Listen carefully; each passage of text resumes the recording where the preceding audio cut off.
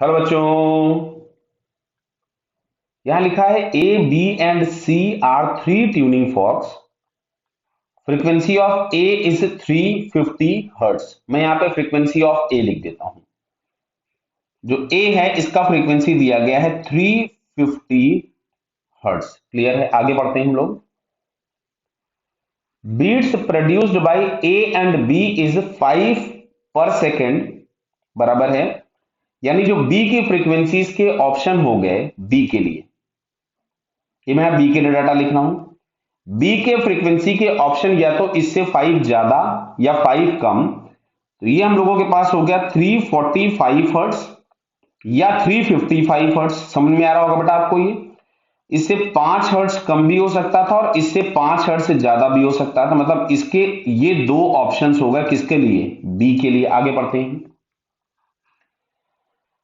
ठीक है। And B and C produced 4 beats per second. तो देखो अब मैं यहां पे सी के लिए इंफॉर्मेशन लिख रहा हूं।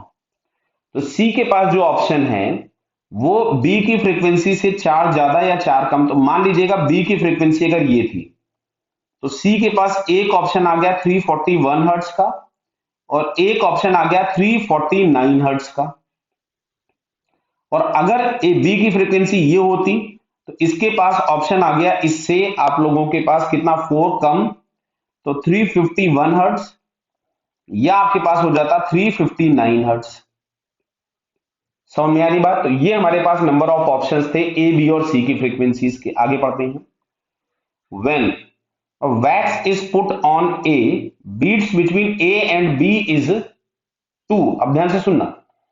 अगर मैं ए पर वैक्स लगाऊंगा तो जो भी ए की फ्रीक्वेंसी रही होगी उससे कम होगी। मतलब 350 से कम होकर के कुछ 349 348 समथिंग कुछ ऐसी हो जाएगी। समझ रहे हो बात को क्या? कि 349 हो जाएगी, 348 हो जाएगी, 347 हो जाएगी, जो भी रही होगी उससे कम हो जाएगी। क्लियर? अब तुमको बोला गया है कि ए और बी के बीच में अब डिफरेंस बचा 2। तो ध्यान से समझना।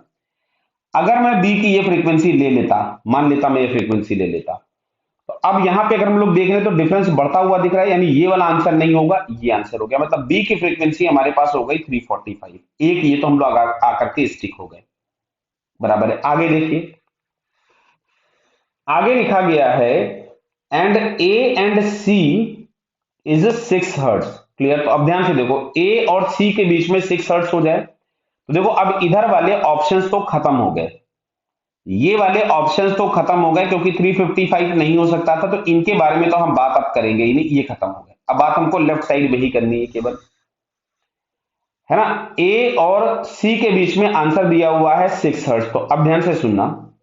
अगर मान लो जैसे हम लोगों के पास इसकी फ्रीक्वेंसी हो जाती है 349 बराबर है 348 347। तो ध्यान से समझना, अगर ये आंसर रहा होता इसका सी की फ्रीक्वेंसी का, मान लेते हैं 349, तो आप देख रहे हो ना कि इसके और इसके बीच में तो डिफरेंस जीरो हो जाना चाहिए था। इसके और इसके बीच में तो डिफरेंस जीरो हो जाना चाहिए था, लेकिन जीरो तो दिया नहीं। आंसर हमको क्या दिया है? 6।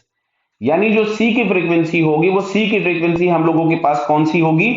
तो बेटा अब हम लोगों को शायद समझ में आ रहा होगा कि जो सी की फ्रीक्वेंसी के लिए ऑप्शन बचा वो 341 हर्ट्ज बचा। क्लियर? तो फिलहाल हमारे पास क्या हो गया? ए की फ्रीक्वेंसी 350, बी की फ्रीक्वेंसी 345 और सी की फ्रीक्वेंसी 341। तो ऑप्शन में पूछा गया बी एंड सी, तो बी और सी की फ्रीक्वेंसी हो गई 345 एंड 341। तो यहां से बेटा हम लोगों को बी वाला ऑप्शन इसका करेक्ट दिखता है। Clear? Correct answer is B. Okay बेटा, ऑल द बेस्ट।